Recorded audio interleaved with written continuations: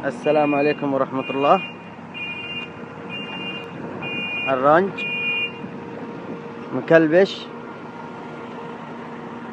بطارة ملفوفة، سيارة محروقة. الحل الأمثل أبو نواف.